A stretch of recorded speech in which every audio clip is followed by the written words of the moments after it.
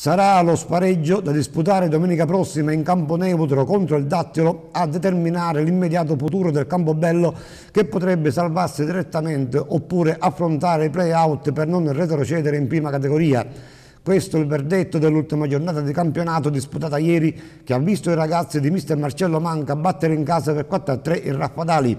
Ma la contemporanea vittoria del Dattilo e del Pro Favara non ha permesso ai campobellesi di festeggiare la salvezza tra le mura amiche. Ed ora la cronaca sono gli ospiti a passare in vantaggio al 13° minuto con Avarello che batte Denaro.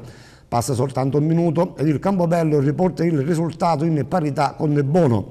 Il Raffadali però non demorde e al 18° si riporta in vantaggio. Questa volta è Scifo ad insaccare il pallone che vale il 2-1 per gli agrigentini. Il primo tempo finisce dunque con il Raffadali in vantaggio. Nella ripresa il Campobello riparte all'attacco e trova nuovamente il pareggio al 6° minuto con Rustico che ribatte in rete dopo una respinta del portiere avversario.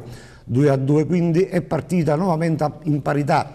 A questo punto i locali ci credono e riescono a passare in vantaggio al 14° con l'Oporto, che riesce a sfruttare una indecisione difensiva del Raffadali. 3-2 e rimonta completata. Al 21° arriva anche la quarta rete per i giallo-blu, con Giacalone bravo a colpire di testa ed a trafiggere l'estremo difensore ospite.